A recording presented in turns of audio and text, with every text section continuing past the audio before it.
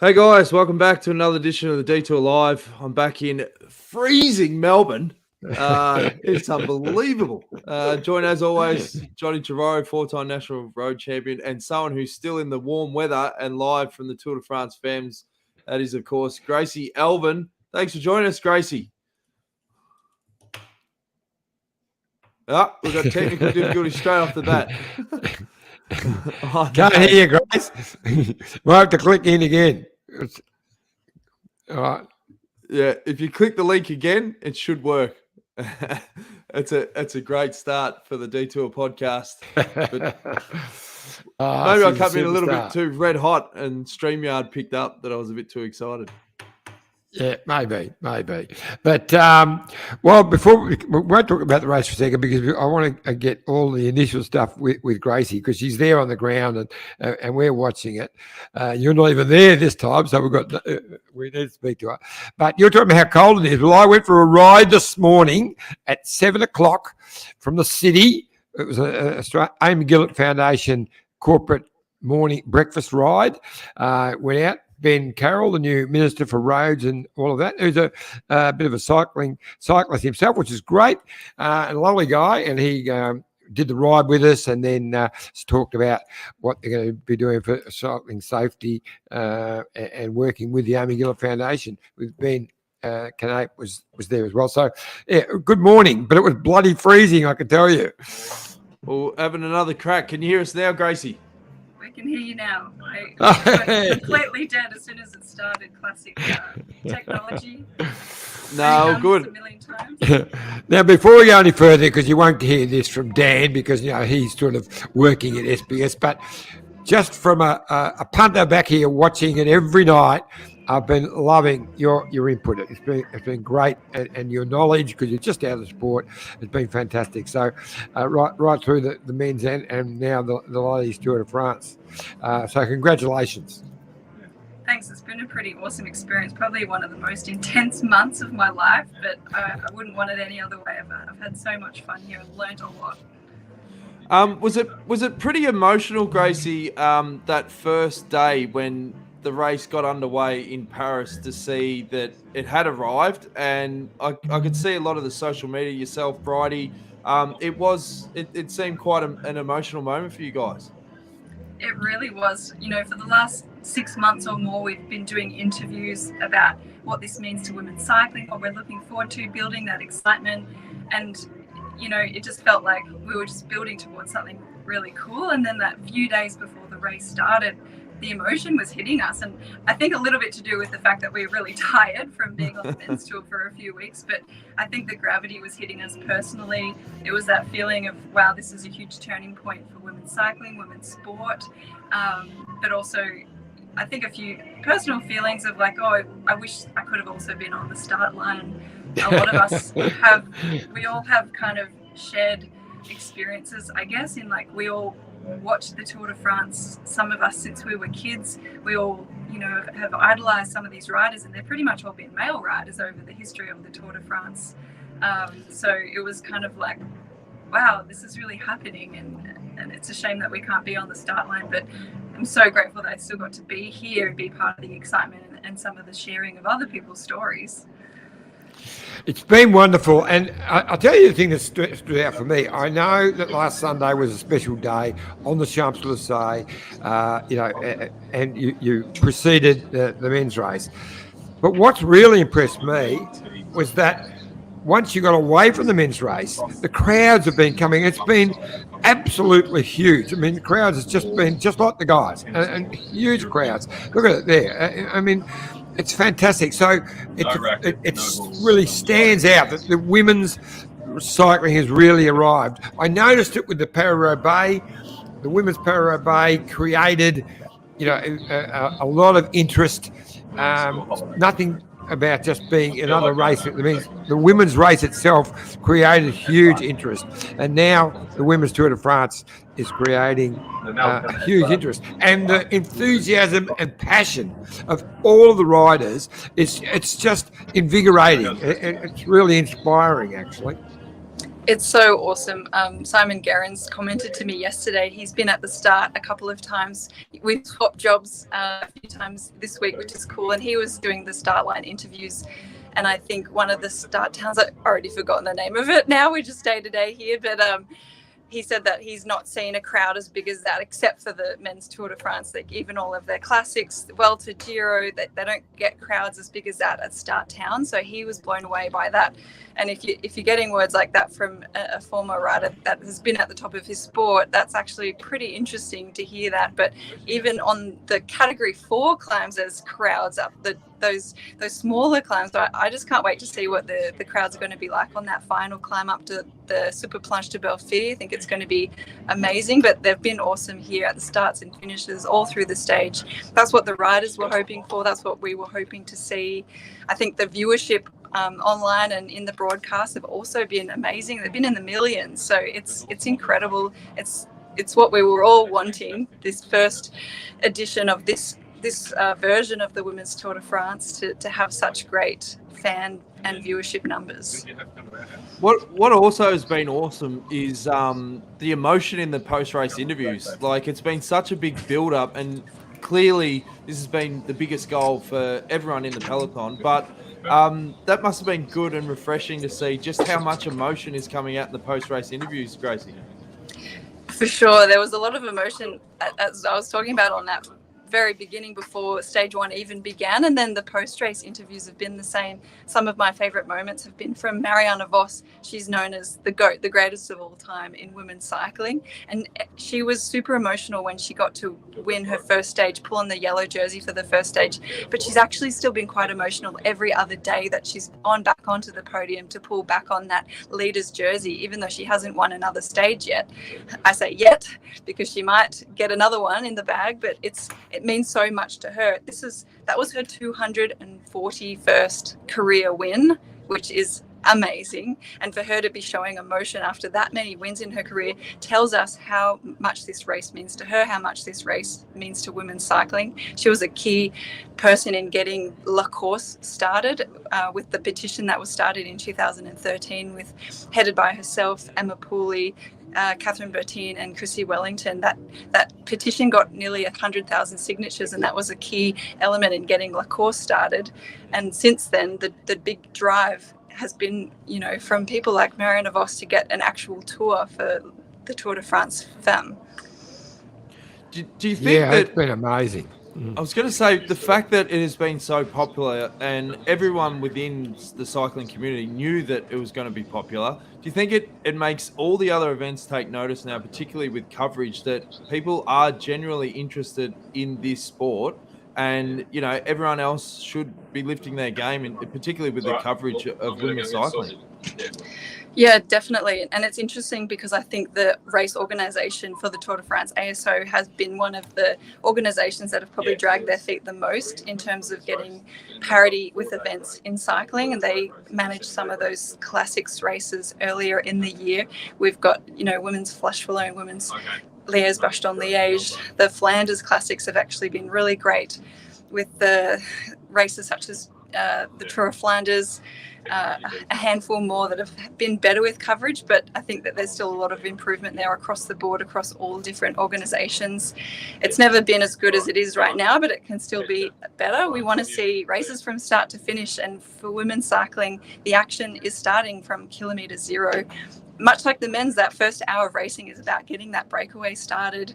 But in women's racing, there's no lull. So it's just like attack after attack. Yesterday was the first time we actually saw that early breakaway stay away for the majority of the race. But in most other stages, it's like so much is happening. We want to see it all. We want to have all of the teams be able to be represented with that coverage as well.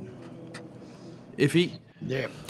Yeah, look, every day's been fantastic. I thought through the vineyards the other day with all the gravel roads, I thought it was just too much gravel. I would have been complaining if it was men or women. I thought it was just too much. But they handled it so well, and the racing has just been great. I mean, you can hardly, even the girl who was off the front couldn't even see where she was going, let alone anyone in the bunch. But every day the racing's been brilliant. But as you say, yesterday's stage, yeah, that was a ripper. And the break was very strong. They only got them in the last couple of K. And Victoria Berteau, is that how you say it? It's a Berteau. She was great. She was really, really strong. She was great. It was nice to see her awarded the most combative, and she's part of a French team, the Cofidis team. So for them, they're not necessarily going for stage wins or going for any jerseys. They really just want to get their jersey on TV. That's kind of their biggest goal, and they've said that in some of their interviews. So that was a big win for them. But my ride of the day goes to young rider, 21-year-old Australian rider Anya Lowe for the AG Insurance team. I was about to say that. Yeah, wasn't she good? Yeah, she was fantastic. I think she was the one that initiated that break. We didn't get to see that part of the race on the broadcast, but she was super strong, she's probably one of the least experienced in the peloton. I think it was maybe her 14th race day ever in Europe, but she has got a great head on her shoulders. She's got a lot of talent, but she's making the most of this opportunity. And I don't know if you've seen that GIF that's been made, but she was, amping up the crowd on one of those climbs. I think she was really enjoying the experience as well as trying to do her best. And I think that is so cool. I was smiling big time in the booth yesterday. She was I thought you were going to give right of the day in terms of social media. It was Longo Borghini for going the wrong way in the sprint. I don't know what happened there. Well, with our Zwift power-ups, we gave her the Ghost Award because she literally just, left the peloton very quickly. Luckily, no one else also left. It was crazy. I think the skills of Marianne Vos were really saving grace. She missed Marianne Vos by 2 centimetres, I reckon. There was not much in it. And I think Marianne Vos in another life would have been a great F1 driver. She's got pretty impressive reaction skills. I'll say. Oh. We've got to mention there has been a lot of crashes, and there was a massive one, obviously on stage 5. Do you think that, obviously John brought up before that the course has been pretty dangerous? We've got a live comment from Jason in the Maldives, and he says, the amount of crashes, the loose rocks stage was crazy, far worse than anything the men had raced. Surely cobbles are reasonably predictable, but yesterday's crash, he said, seemed like a lack of focus. Is there a build-up of, obviously, the riders are so desperate for a result, but does the course parcours come into it as well? Yes, so there's a lot going on in this conversation. First, the courses, in my opinion, are a little bit different to the men's, especially the finishes. And I would like to see slightly safer finishes. So I think that some of the finales you would not see in the men's Tour de France. And I think that a little bit better planning needs to go into some of these stages. Number 2, the men's tour has this many crashes in the first week. If we had another week of the women's racing, we'd probably see less crashes, a little bit more breakaway action, breakaways winning stages. I think everyone would just calm down a little bit. There's just so much hype built into this race.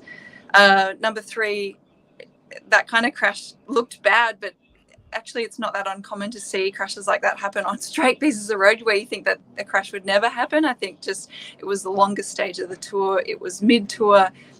It just takes one moment of lapse of concentration. We could see in the replay that it was just one rider just touched the wheels and she was quite near the front. So unfortunately, a lot of the bunch went down.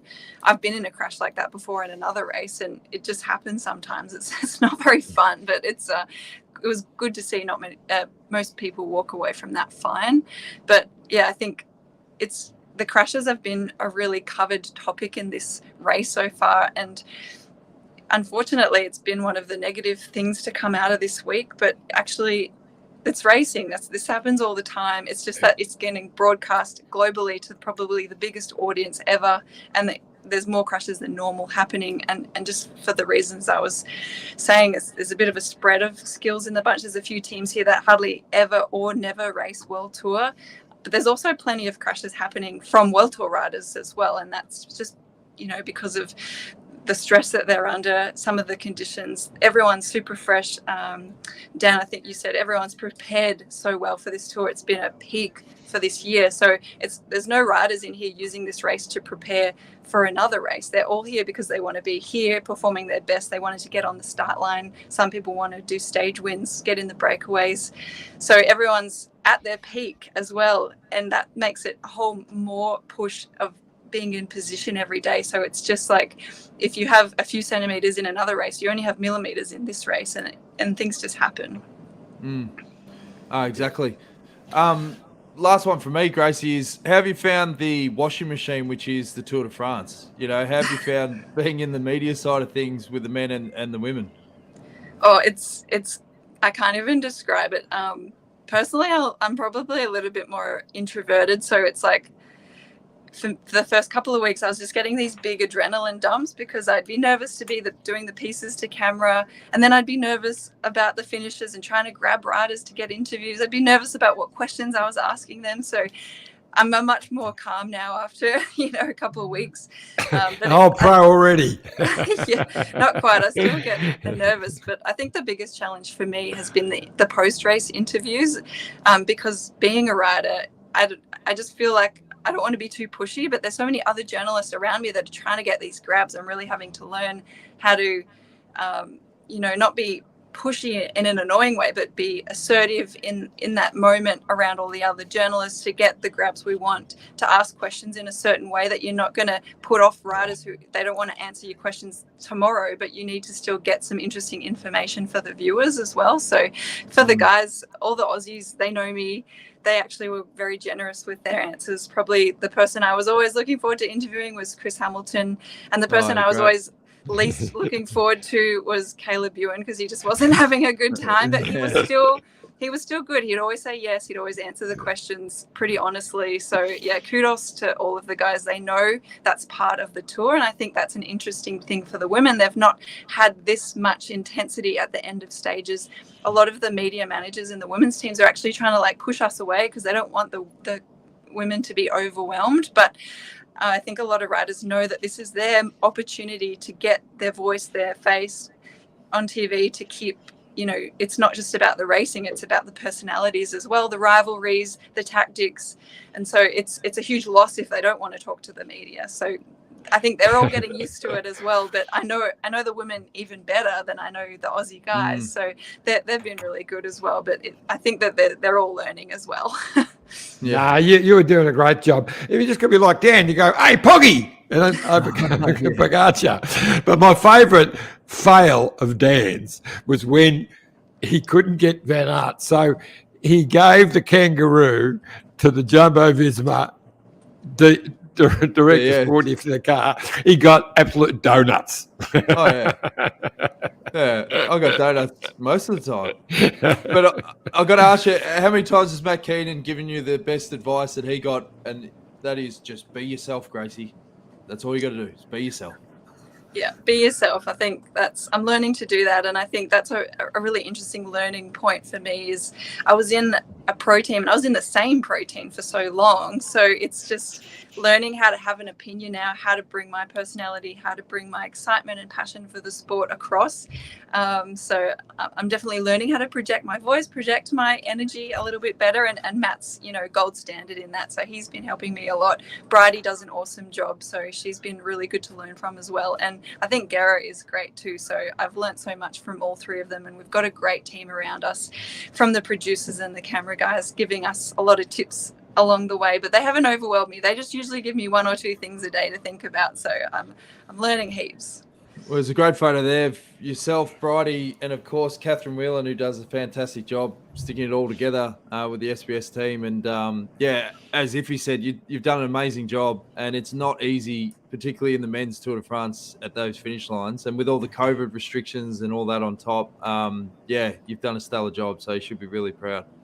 I'm very good at the smiling eyes and the nodding because of all of the masks. So and then you can't recognise the riders. That's a common faux pas, Iffy. You often mix up. No, that's not a common one. You did it. You did that very well. I got to admit, there's one guy you're talking to. He had a mask on and glasses on, and I couldn't even see who it was myself. Oh, Michael Storer.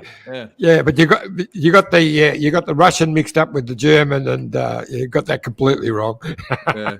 So if you ever need to feel like you need a confidence lift, just have a look at some of the grabs from the early days of the tour. There's plenty of stuff up, Gracie, so it's all good. Who's your tip for today's stage before we let you go, Gracie? Oh, good question. It's a bit of a better day for the breakaway. I think we see that first climb early on as a nice launching pad to get an early break up the road. But because there's only 8 stages in the Women's Tour de France, there's not many opportunities for stage wins. So I can't imagine the bunch wanting to let the breakaway take a day like they do in the men's 3-week tour, where there's a bit more chance there for the breakaway to have their moment. So I don't know. It's hard to go past Marianne Vos. I think she wants a second stage win. I've been tipping Grace Brown most days. She's just one of those all-round complete riders, and I think this is her last chance to go for a stage win before we head into the mountains over the weekend. All right. Well, keep doing a stellar job, Gracie. Really appreciate you taking the time out live from Tour de France Femmes. You're a superstar. So all the best for the remaining stages. It's going to be epic. Thanks, Dan. Thanks, Iffy. It's really nice to be here with you guys. And, I'm just running on fumes now, but I'm still having a great time. Only a couple of days to go. So we probably won't get a chance to talk to you again. I know it was with a big day today, but the weekend's what it's all about.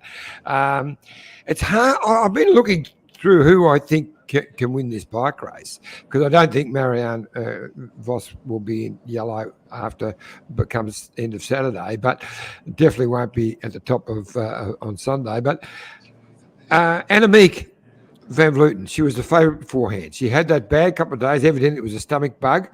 But sometimes it takes a bit to get. I don't know whether she can get over that so quickly. No, unfortunately, just some bad luck for race favourite Annemiek van Vleuten. I think she had a bit of a Dumoulin moment in one of the stages, but we won't talk too much about that. I think she's been a Dumoulin dump.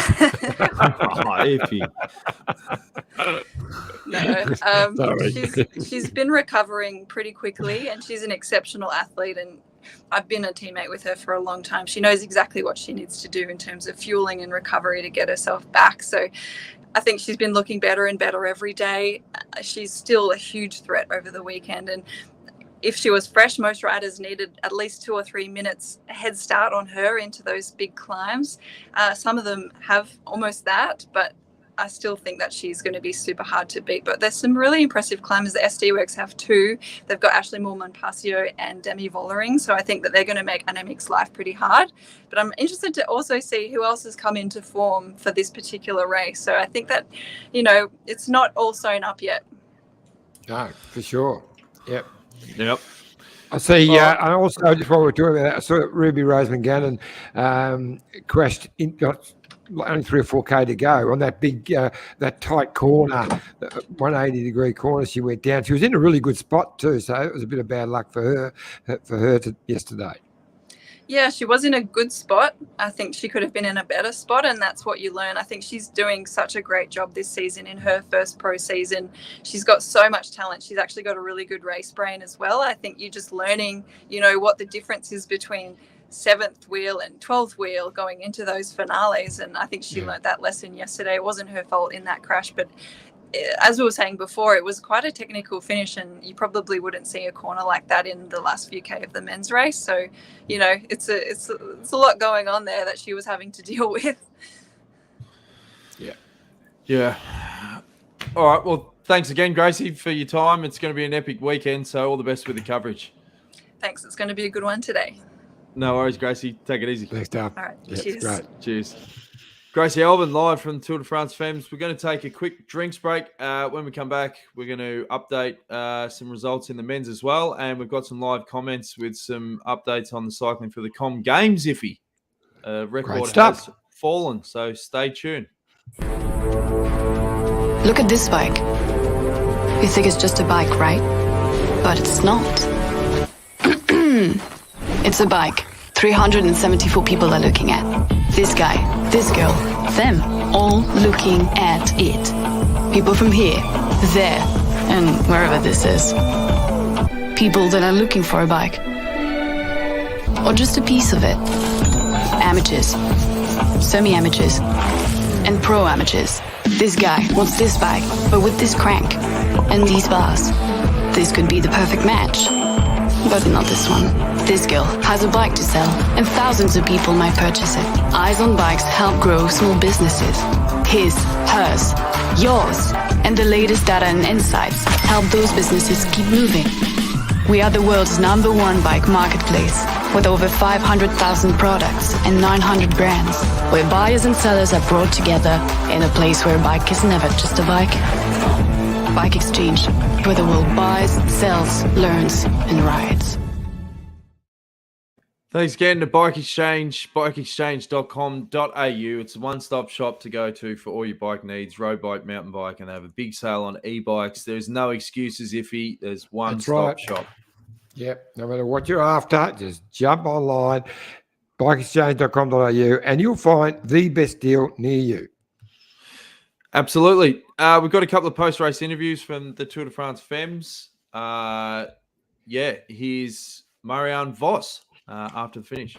Marianne, this sprint was a bit confused. Can you explain what happened in the last 500 meters? Well, I think the sprint was like for 20k. So already from the last sprint for the bonus points on the top of the last little climb, the speed was really high and teams were lining up. So from then it was all like lead-out trains trying to fight with each other for position. And then there was this hairpin with 1.77k to go. And I think nearly every train wanted to go there as first. So that was pretty chaotic. But yeah, with the first few we came through quite well. And then and there was a deviation with like 400 or 500 meters to go, and the deviation went left, but we had to go like sort of straight. So there was a little bit confusion, but I hope and I think everything went well. But then Lorena opened up her sprint, and she was just gone. She was just rocket power, and then with Balsamo behind it, we battled for second and third. Even if you don't win, you get another podium, you get time bonus. It's a good day for you, the yellow jersey. Yeah, it was a good day. I mean, we wanted to do well. We wanted to control and to stay out of trouble in the final, to do a good lead out, and it was a very hard job because I think everybody was with that same tactic, and the last 20k went really fast. Also, the two leaders still kept it really long, so that was pretty impressive. One word about the green jersey. The race with Lorena is still on. It's of course really nice to still be in yellow and to be another day in yellow. But now, having the green, that's now be having the lead. That at one point it gets an objective as well. Thank you very much, Marianne. Thank you. There's a word from the GOAT, Marianne Vos. It is a good race for the green jersey coming on. I mean, it's only about 26 points now because the stage winner, Lorena Wiebes, is in the green, but of course she's only borrowing it at the moment.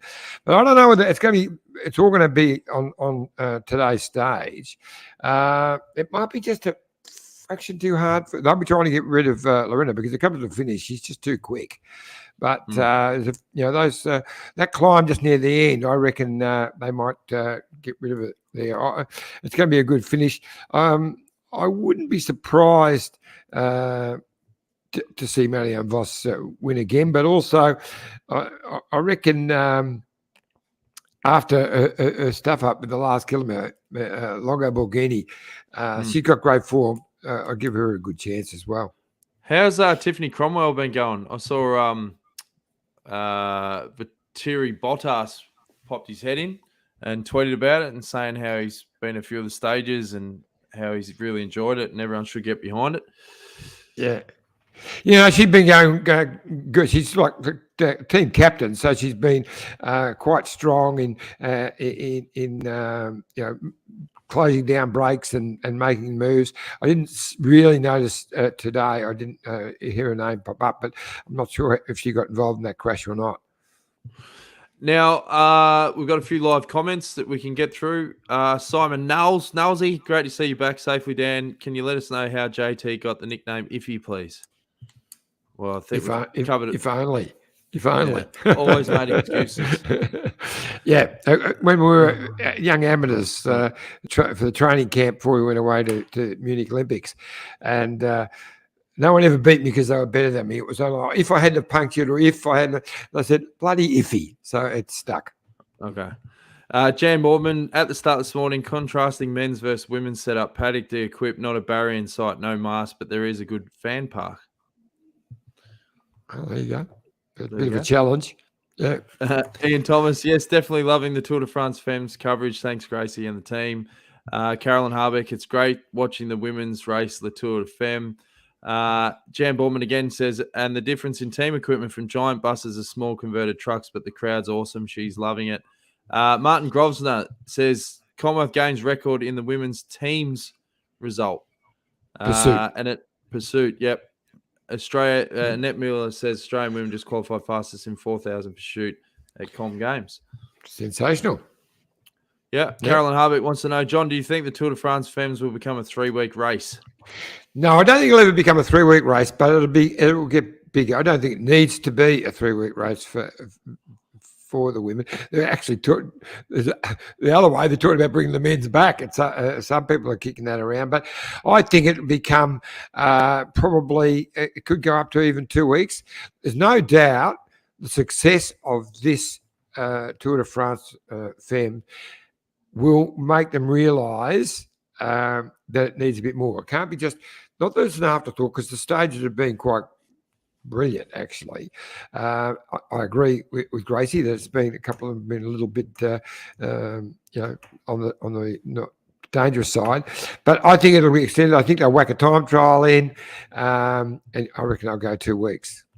Now, another comment is in relation to Simon Yates had a victory overnight. Iffy?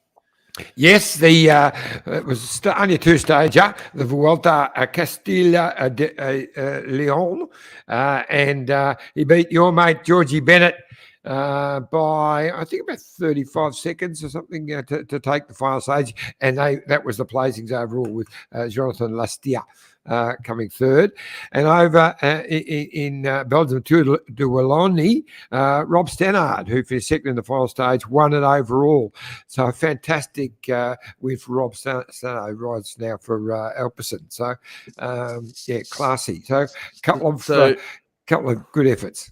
Annette Miller, she says, by my calculations, Bike Exchange Jacko has already earned 354 points this week, which should move them ahead of Movistar in the relegation battle. Simon Yates on fire with 20k off the front attacks.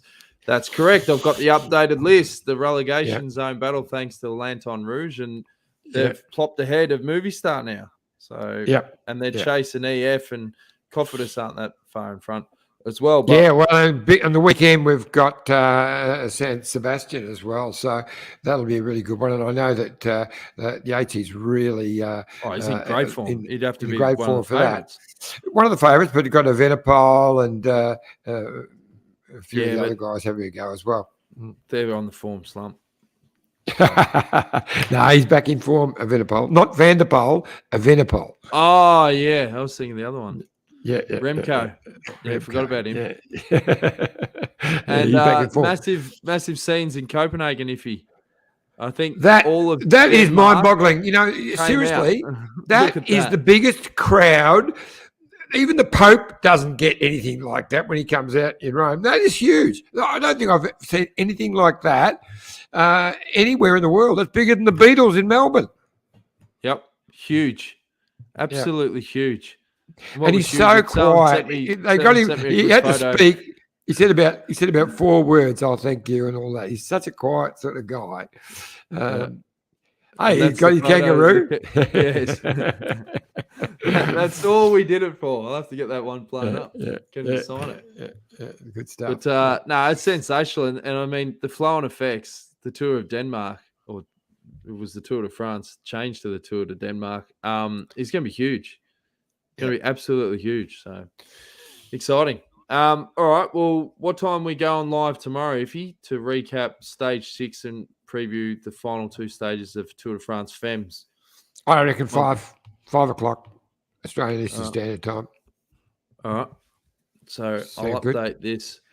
Tour de France Femmes. Yep. 5 o'clock. No worries. 5 o'clock. Well done. All right. There you go. So I brought me little banner up there in case you got the volume down. All right. Who's your tip for the stage, Johnny? I'll go with Marianne Vos. All right. I'll take Elisa Longo Borghini.